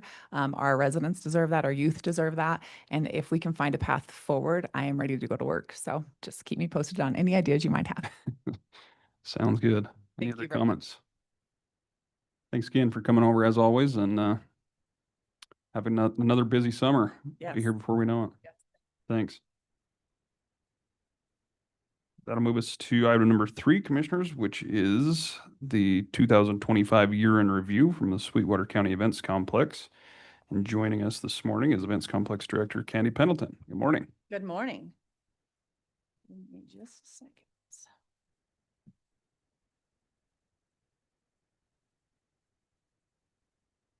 Look at that. Both Technology is both 2 worked for you two. guys. That's our new liaison at work there, I think. Good job. IT liaison. I saw that the other day. Do not want to jinx this. So Thanks for having me, and I won't take a lot of your time. I know that sometimes I feel like I'm preaching to the choir when I come here to talk to you, but I also think that as Sweetwater County residents, we should celebrate the wins that we have, and I think we have a lot of big wins that we sometimes take for granted. So just real quick, similar to what Janessa just did, 2025 year in review. So I'm going to start by saying thank you. Thank you to you guys. Thank you to the residents. Thank you to our sponsors. Thank you to Travel and Tourism Board. We just have so many great partners to make all the things happen that happen in the events complex, and it would not happen without everything that comes together, right? If one of those pieces falls apart, we're in trouble. So all those pieces come together to make that work, and I think it's important that we recognize that everybody has a small part in that. So we changed our mission and our vision just a tiny bit, and I don't expect that you remember it from the last time I was here, but basically still the same. Our mission is to strengthen quality of life and economic opportunity in Sweetwater County through quality year-round recreational facilities and events. Our vision is to be the vibrant, well-maintained community hub and destination where people come together to connect and celebrate in Sweetwater County. And with that, we changed our core values just a little bit. We share this with our staff every time we have a staff meeting. We share it with you guys, Travel and Tourism Board. We just share it every time we have a chance to. And these seemed a little bit more actionable on our part. So we create welcoming spaces that bring people together. We maintain safe, well-managed facilities and responsibly use public resources. We provide professional, responsive service and positive experiences. We support Sweetwater County's economy by attracting events and visitors. We embrace change and continuously improve. And we treat everyone with fairness, dignity, and respect. And I think this, I know this, is staff-wide. Everybody on our staff, 90% of the people, 99% of the people in our community, we all sort of have these same core values. So to jump in, we have a fair board of 7, which are all appointed by you all. So in 2025, this was our fair board. Janet Hartford was our chair. Rob Zadi was our vice chair. Tommy Toman, Coral Healer, Mark Lyon, Chris Meets, and Bob Spicer. They're just fantastic to work with. I will say Janet Hartford retired this year. She spent 10 years with us on the fair board and was finished in December of 2025. So there will be a new picture in that spot next time around. But again, I talked about our county and the puzzle pieces, right? And because you put in so much time and effort, but if we didn't have people that were willing to volunteer and serve on these boards, we just wouldn't be successful. So these people put in a lot of time and effort, and they deserve our applause. And then these are the people that I love dearly, and I share with you every time I come over. This is the mighty staff that we have over there, and I know it's hard to see, but I just think we're only as good as the people that we have surrounding us, and I just have a team that's incredible. So this is the whole team. There are 16 of us full-time, and then a slew of part-time people. So a look back, and this is where things are fun. So 2022 economic impact through 2024 economic impact. You can see there was substantial gain in there, and obviously that's National High School Finals Rodeo, right? So 2022, we were at almost 16 million, 18.5 million, and then to 30.5 million in 2024. We were hoping to at least meet that for 2025, and we did actually break that mark just a little bit. So we reached 31 million this year in economic impact. I shared this with my board in January, and Commissioner West was there, and I said, I love these numbers, but it freaks me out a little bit because next year we don't have high school rodeo, right? And high school rodeo is pretty substantial. So we have big shoes to fill or big dreams to get something that's going to beat the National High School Finals Rodeo or keep those numbers up there. So that's our task right now, is to come up with something different that's going to bring in those numbers. So of that 31 million, this is how it breaks down. And this is where I told you that, high school rodeo is going to have a big impact. Almost 11.5 million, a little over 11.5 million came for the National High School Finals Rodeo. We do not have an option to rebid for that. So that is a loss for us at this point, but we're not giving up. So 4 million for Wyoming's big show. Horse racing is becoming bigger and bigger all the time. You guys know what that number looks like as far as the money given back to the counties and the municipalities, but it's also becoming more of a draw for people to come here and race. Wyoming is on the national stage right now for horse racing, so I think we're going to see that number continue to increase. Happy to be a part of that. Our yearly operations, which includes motocross, indoor BMX, Sweetwater Speedway, all of those things that we host on a regular basis, Cowboys Against Cancer, the Memorial Hospital Gala, you name it. All of those things add up to just short of $11 million in impact. And then last year's Tiffin Rally was just short of $1 million in impact. So you know what that money's spent on. People come here and they need a variety of things, right? If you're here for a long period of time, a couple of weeks, a lot of time you need medical care or animal vet care, or, you know, not just the normal things that you think about with restaurants and bars and those sorts of things. So I think it really spans the community, and people spend money all through Sweetwater County when they're in town. So ROI for the money that the county uses for the events complex, we received $1.8 million from the county last year as part of our budget, $31 million in economic impact. So for every dollar invested, $16.58 is returned to Sweetwater County. And again, that 31 million, and I know, again, preaching the choir, is not money that we make. And I think that sometimes is something that we hear about all the time, right? If you're making $31 million, why are you asking us for tax money? So we don't make that money, but the community makes that money. So proud to be part of that. Numbers, again, I just think can continue to grow, and we're going to see this continue. We had almost 24,000 people spend the night with us in the RV park. That was for high school rodeo, that was for the rally, but that's also just people coming through and spending a couple of days with us. We go to a lot of RV rallies. Travel and Tourism gives us the money to go and try to recruit those. But even if they don't necessarily come here, we still pitch to their group and say, hey, this is a fantastic place to come and stay. And if you're going to be in the West, we're a great place where you can park for a week or two in sort of home base and then go out and see all of these things that we have around us. So that's a pretty substantial number with 24,000 people spending the night in Sweetwater County. And then rental space days continue to go up, almost 2,250 rental space days. For those of you who remember, right before COVID, we redid the rooms, the meeting spaces in the exhibit hall. We took what was our storage room, turned it into a meeting space. Maintenance people aren't super happy about that still, but it works well for us. And we took our maintenance department and moved them to an auxiliary building and turned that into a meeting space. Those meeting rooms are full all the time. From meetings that we host, government meetings, our meetings, to baby showers and bridal showers and wedding parties and Thanksgiving dinners, they're just full all the time. So that's been a great deal. So the breakdown on those numbers, banquets, celebrations, trade shows, and meetings is the highest. Equestrian and livestock is the next one. Community service events are the events that we do for free. So any 4-H activities, emergency services, sheriff's training, Rock Springs PD does their dog training. We have Western Wyoming Community Colleges that use it for driver training. So that's pretty impressive also. And then wheeled sports, which is BMX, motocross, speedway, and car shows.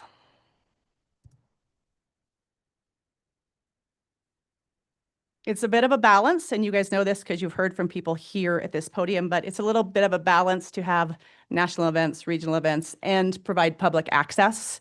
So our board works really hard to try to balance those two things together. So we always have things that are free public access. And obviously there are times when we can't get to the dog park, or you can't get to the fishing ponds because we have an event going on. But most of the time you can come out and fish there for free. Game and Fish stocks 2 of our ponds. You just have to have a fishing license. You're welcome to fish. The motocross track is open to the public. We have picnic tables, the Spicer Pavilion. You'd be surprised how many people come out and just have lunch with us at the Spicer Pavilion during the summer. They just pull up in their car and unpack a little lunch and go sit out there and have lunch, which is great. Lots of people come out and walk their dogs. So it's nice to have that available as well. So in 2025, we completed the following improvements, and you guys have read these. I'll just highlight a few of them. We are working on the wrought iron fencing on the front of our property, which not only looks better than the old prison fence that we had out there, but also will let us have a little bit of security. We added some gate columns and some solar lights just to make it a little bit more appealing. We all know what it looks like when you pull up to somewhere. Your first impression is your first impression, right? And we want to make sure that that's positive for us. So we spent a lot of time on front of house. We did a lot of fencing in the lower end of the property to try to increase access. What I mentioned to you before was when horse racing was there for 6 or 8 weeks, you really couldn't get to the back end of our property, which is where one of those fishing ponds is. So we put in a lot of fencing so that we could break off the horse racing activity so that you could still get to the motocross track and the ponds. That was a big deal for us. With the money that you guys gave us, we did asphalt repairs and crack sealing. We painted the Sage Hall. I'm not going to call it Small Hall again after this meeting. So I'm just going to tell you right now that Small Hall is now Sage Hall, and it's the green one that's painted up in the front. So that looks fantastic. We put in some new signage. We did the WYO sign in the front, which was a very minimal investment, but it is all over social media and it is all over everybody's feeds and in their graduation announcements. And what a cool feature that we have there. And then we put the hurricane shutters. I think that's apt with what we're supposed to have coming today. Hurricane shutters on the Spicer Pavilion to try to make that more usable in wind. So moving forward, to confuse you, we are also changing the name of the sheep barn. So the sheep barn is becoming Aspen Hall, and our crew is in the middle of remodeling that right now. That was an original 1976 building. We had not done anything to it until the last couple years. So while we used it for a few things, it was frankly embarrassing. You know, we would clean it out and throw people in there and go, hey, look at this great space. And then we would all walk away like, oh gosh, I can't believe we're using that space. But that's what we had, right? So with High School Rodeo and the fair this year, we were able to make a little bit of money, and we put that all back into redoing the sheep barn, Aspen Hall. So it's getting new siding. It got a new roof last year. It's getting new doors. It's getting close to finished. So if you guys happen to be out and about and want to come see that, I'd love to show you around. We did receive the America 250 grant from the state of Wyoming. So we are starting our silo project, which I know you all are familiar with. The wheels of government turn slow on occasion. So that is still sitting at the Attorney General's office. We have not received the grant officially, but I'm hoping that we'll have it in the next couple of weeks. And our plan, if everything falls into place, is still to have that up and do a grand opening with that at fair. So cross your fingers that we still don't have any frost in the ground, because we've been so lucky, and that things pull together to get that done. We reconfigured the grandstand, Yellowstone, and Jackpot Arena. Now that we don't have National High School Finals Rodeo, there are some of those things that we really didn't need to keep up the way that it was, that would work better for Red Desert Roundup or the fair in a different configuration. So we've redone those things. We're working on our wagons, finishing an electrical upgrade, finishing that black iron fencing I told you about, and then just routine maintenance. So we did have a few challenges this year. This is our first instance of large event losses since 2020. So we lost the Escapade Rally. We've had that twice. And I can share the quote with you, and I didn't put it in here, but essentially they've been bought out. They're under new ownership, and the new owners won't come here if we don't have an indoor space large enough to host their entertainment. So they're looking for seating for about 2,000 people for some sort of entertainment pavilion. We have used the tents in the past. Unfortunately, the last time they were here, it was during a big windstorm. And so because of the tents moving and flexing and the way they're supposed to do all of that, it was a little bit loud. And so their entertainment didn't go as planned, and they were sort of disappointed in that. That's okay. We're going to overcome that, and we're going to keep working with them, and we're going to get them back, because that's my mission. But we did see that they said we probably won't be back until something changes. We lost the Royal Crown event, which was a big horse event that we had immediately following fair. Again, it's sort of hard to compete on occasion with big new shiny buildings, and so they're moving to Rapid City, who just built a really nice equestrian center up there. And then, of course, National High School Finals Rodeo. So those factors, large buildings, the clear span structures, and aging facilities, we all know what those are. You know what they are. We all know what the budget constraints are. I don't think we're going to have a solution tomorrow, but I know nobody in this room is giving up. And that includes you all, that includes me. We're not giving up. So strength and growth only come through continuous effort and struggle. And we're going to keep going with that effort and struggle, and we're going to make it better than it was. So some good news on that front. A couple of things coming for 2026. The Newmar RV Rally, who has been here before and is coming back. They're very excited. Red Desert Roundup Rodeo will be back and better than ever. We have put the grandstands back into configuration for them to have the one main arena. So I think they're going to be excited to see that. Viewing will be better for that. So excited about Red Desert Roundup. The fair, of course, we are just now finishing up our entertainment lineup, and I'll be back with that shortly. And then to backfill Royal Crown, we have already picked up the Cowboy State Fraternity. It's a brand new fraternity that takes some of the money that is Wyoming horse racing money. A lot of that money goes back to breeders programs in the state. So the Cowboy State Fraternity is for breeding programs in Wyoming. And so we're going to pick up a fraternity that's going to start down there that week after fair. And then, of course, horse racing. And 2027 looks very similar. We'll bring the Airstream Club back. They can't wait to come back. They are looking to use every space we have and asking us to come up with 200 additional spaces using a spider system. So they're hoping to have 1,450 Airstream units on the grounds.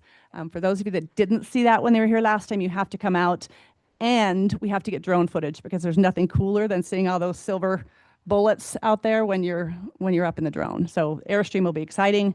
Red Desert Roundup Rodeo, Wyoming's big show, the Cowboy State Fraternity, and Sweetwater Downs. So we did sign a 5-year agreement with the Cowboy State Fraternity. 2026 is its first year. They're doing a 3-day event, but they expect that to grow, and we'll have 5 to 6 days in the next couple of years. And with that, I think I gave you all I have, and I will stand for questions. Thanks, Candy. Always appreciate the update. Questions or comments, commissioners?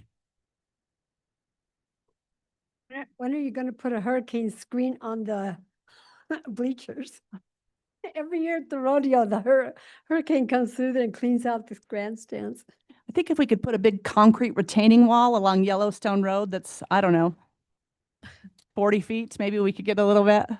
The wind is always a challenge. Commissioner Richards? Chairman, I miss being your liaison. We miss you too, but we also love our current liaison, so I know. I wasn't sure that was going to come with that follow-up there. This community needs to invest heavily into that infrastructure at the events complex. We're seeing large events relocating simply because we have not invested new infrastructure out there. We need to have additional meeting space, indoor meeting space, or we will continue to lose things like Escapades and the National High School Finals Rodeo. And I know there's people out there that say that say they don't like having those events in town. They don't like the business. The numbers speak for themselves. When we bring those events to our communities, we bring dollars to our communities that support our businesses. And when you support your businesses, you support your local education, you support your local sports leagues, all of that. And it all stems from our investment in our own community. So we're going to have some choices to make in the coming years on what we invest in as a community. Are we going to throw money at little projects around the county, or are we going to identify some real projects that will bring return to our community and put our money there? And that's where I'm going to put my money on. I think we need to invest in the events complex and bring it back. It's fantastic. You and your crew have done amazing things out there with the resources you have, but we could do so much more, so much more. The strategic plan that you've developed, the master plan you've developed, identifies some growth opportunities out there that can do nothing but make Sweetwater County better. And I'm going to put my support behind those things. Commissioner Jones? Probably going to get repetitive before too long, so I'll try not to do that. But I just want to thank you all for what you do out there. It's pretty amazing. I've been a supporter of the events complex for a long time. I think Larry probably set that hook about 20 years ago, and it's still in my mouth. But glad to be supportive, and it's just pretty surprising or amazing to see how things have grown out there and the different events that take place. It goes all through me when people say there's nothing to do in Sweetwater County, and Janessa stands up and you stand up. And what frustrates me more is the things that I haven't done yet in Sweetwater County that's available to me. So just want to thank you for all you do. You guys could throw a couple of rodeos together and a fair and call it a day, but that's not what goes on out there. So really appreciate what you do for the community. Thank you. Commissioner Slaughter? Yeah, thanks, Mr. Chairman. I just would like to once again thank you. I find it amazing how many times I find myself out there each month. You know, there's something going on all the time, and you know, I'm out there 4 or 5 times a month with different functions. And with your staff and the limitations that you've got, it's remarkable what you do. I agree. I think the master plan you put together is something we really need to look forward to. I just wish we could get some of this development that's supposed to take place in our county to take place, so we had some money to do some of these things. So, but thank you. And Janessa, I didn't thank you, but same thing. It's remarkable, I think, what you're accomplishing. So we really appreciate it. Down in Cheyenne last week, we obviously met with County Commissioners Association, and one of the commissioners from different county came up and said, "Hey, I just want to say we'll miss not coming to Sweetwater County for next year's Waco event." And we don't ever hear that. I thought it was a joke, I'll be honest with you, because sometimes we're the laughing stock for reasons that we know not to be true. But he said he thoroughly enjoyed it here and appreciated the hospitality at the events complex and thought that setup worked well for being able to divide up to the different rooms that you guys have remodeled. And it was good to hear. And I think you guys have done a tremendous job on the curb appeal at the events complex. I think you're right. The first impression look that you have has certainly changed quite drastically over the last few years. And it's just amazing what you guys have been able to accomplish in-house. You've got a heck of a team and a heck of a vision. So I certainly applaud those efforts. I'll put you on the spot a little bit. Okay. Obviously, you've had the master plan, but in a pipe dream, what would be your number one? If we said, tell us your number one project, what would you think that would be at this stage?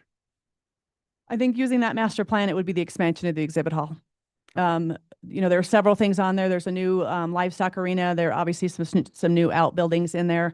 I think if we could expand the exhibit hall back towards where those clear span structures are and double the space in there, we could eliminate 1 to 2 of those clear span structures and then still have the ability to break that space into smaller units. So I think the expansion of the exhibit hall would be number one. I know obviously the indoor arena has its troubles as well, but as I recall, one of the items was replacing the roof on that, which I'm sure is going to be. That is probably the biggest deal down there right now. As you know, we've turned in our capital projects to Gene Legursky and the capital committee. So we have a plan to start re-siding the indoor arena. I guess we don't have to re-side it all at once, right? So we've said, okay, if we can't have enough money to re-side it all at once, we'll do it one side at a time. So I think we can get the siding done on the indoor arena, and we've been doing some improvements on the inside, but the roof's obviously a big project. It's been overlaid and repaired multiple times, but it's going on 51 years old now. So that's going to be a total re-skin. I would guess we'll have to pull the metal and redo that one.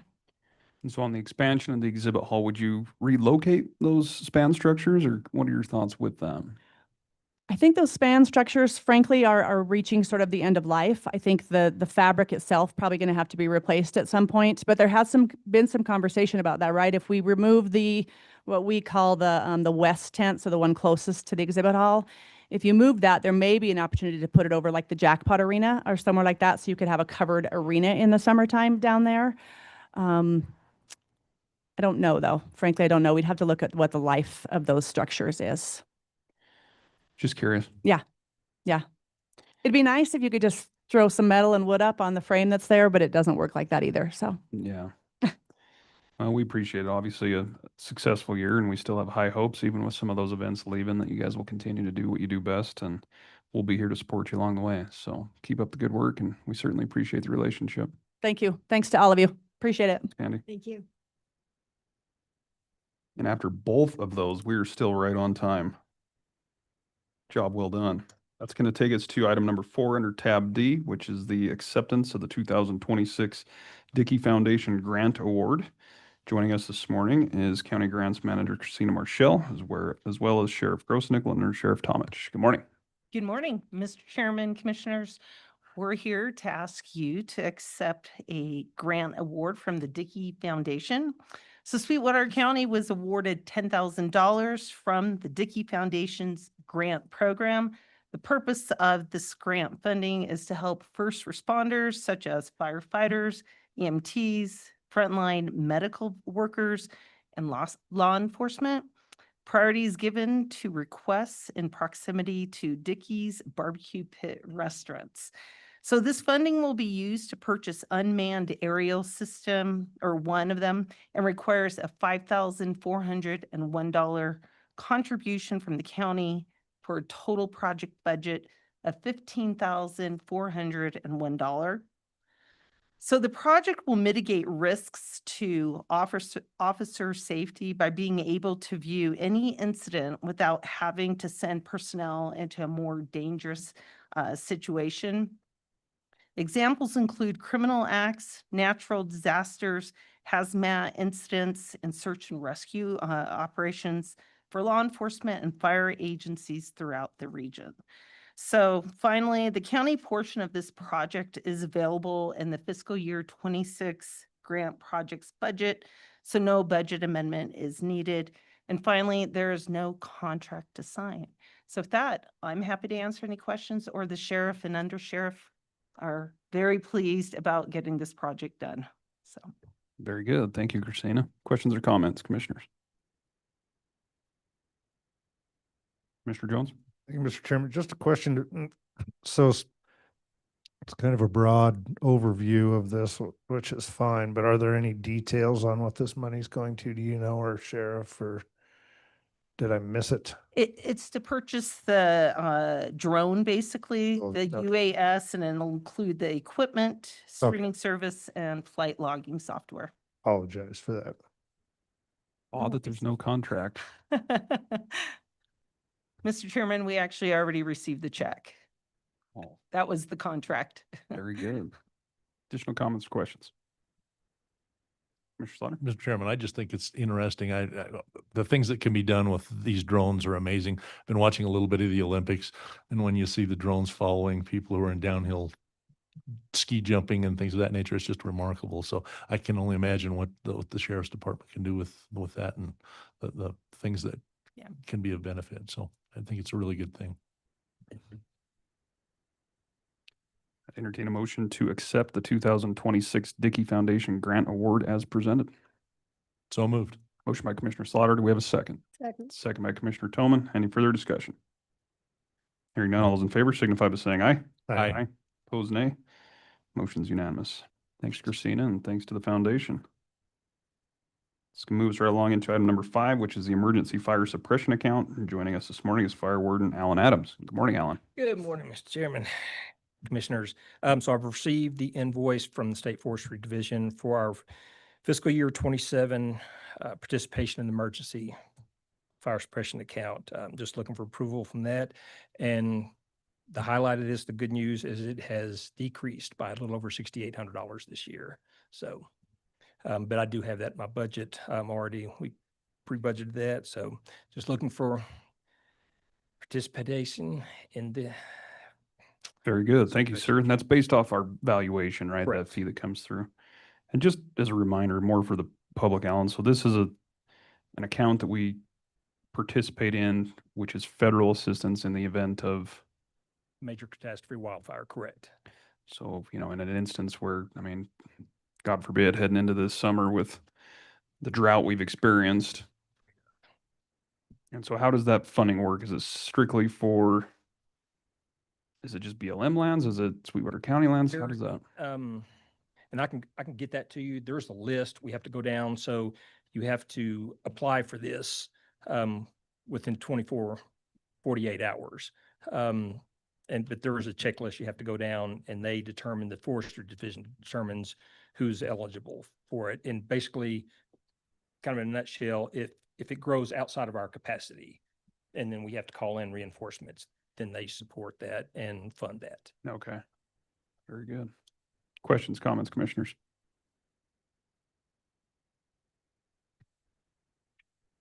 Mr. Chairman. Commissioner Richards. So is this invoice, I see this invoice is due July 15th, 2026.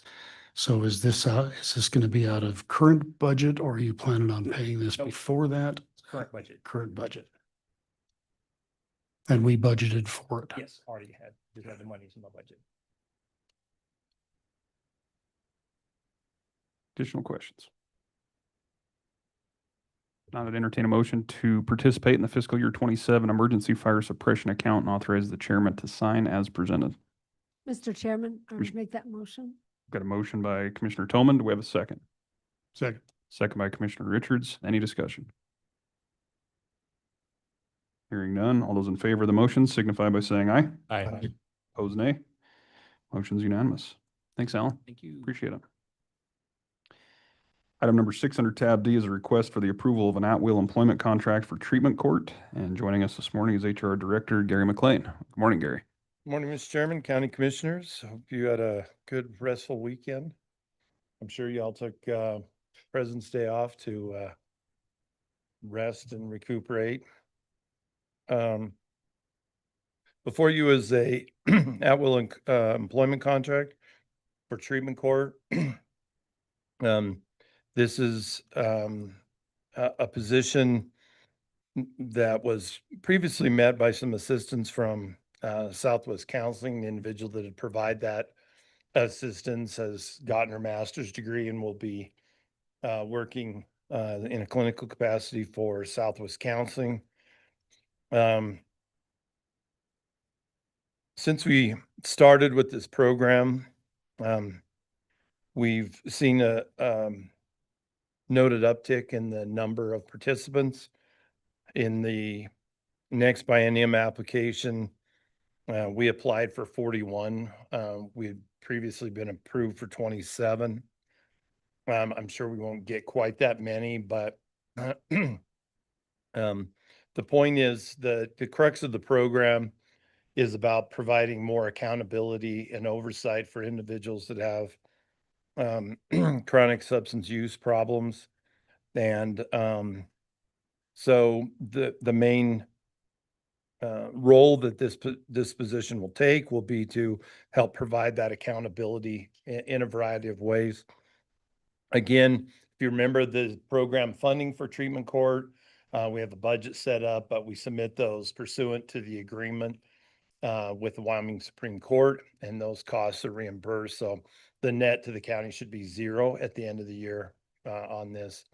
We'll remit 100% of these costs pursuant to the grant. This contract is only through the end of this fiscal year.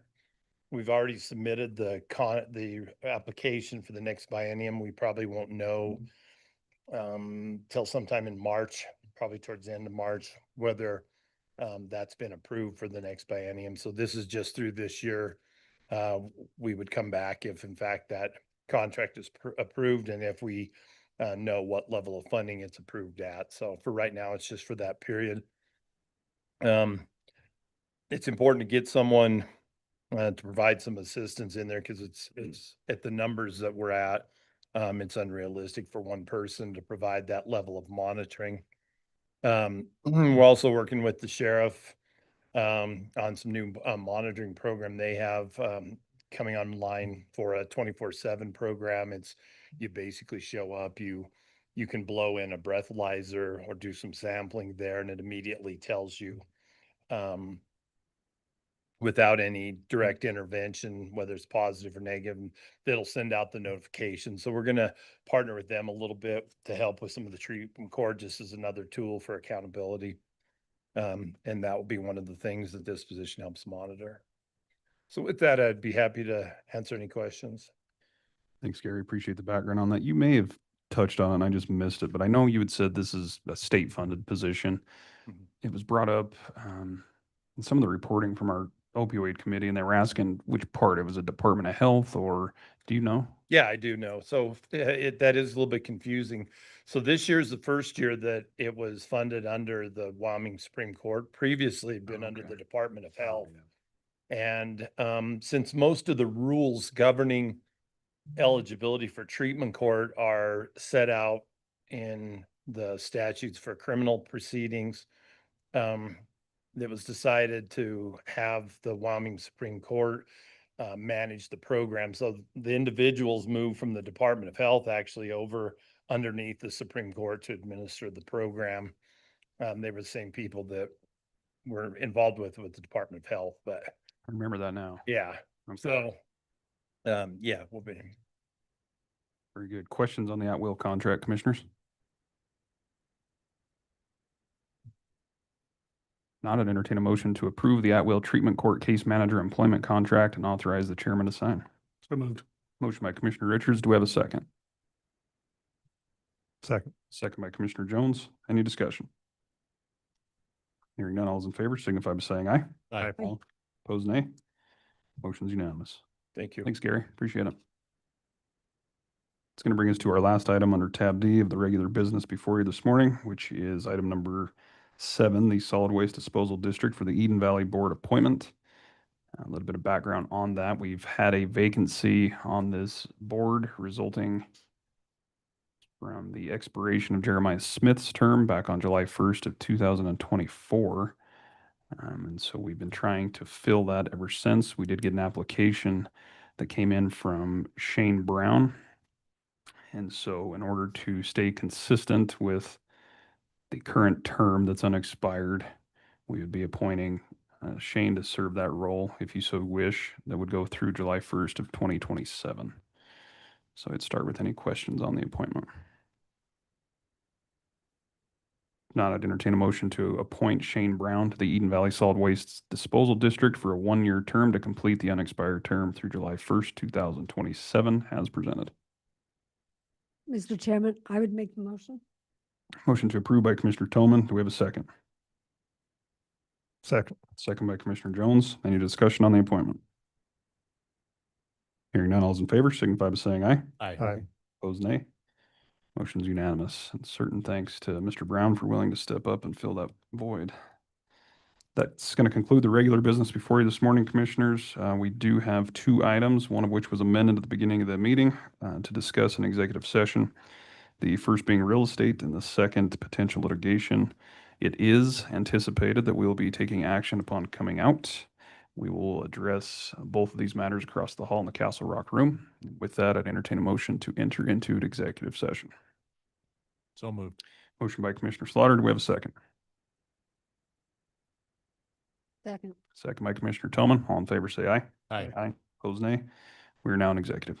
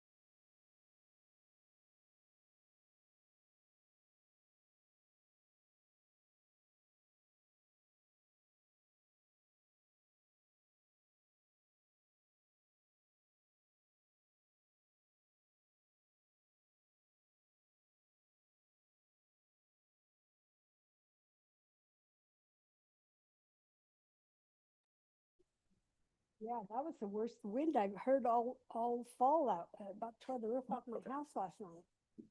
Entertain a motion to come out of executive session and reconvene the meeting. Moved. Motion by Commissioner Richards. Do we have a second? Second. Second by Commissioner Slaughter. All in favor, say aye. Aye. Opposed, nay. Okay, we are out of executive session. Appreciate everyone's patience with that. First, I'd entertain a motion to approve a nominal party agreement and to respond to any continued legal deadlines as discussed in executive session. So moved. Motion by Commissioner Richards. Do we have a second? Second. Second, excuse me. Second by Commissioner Jones. All in favor, say aye.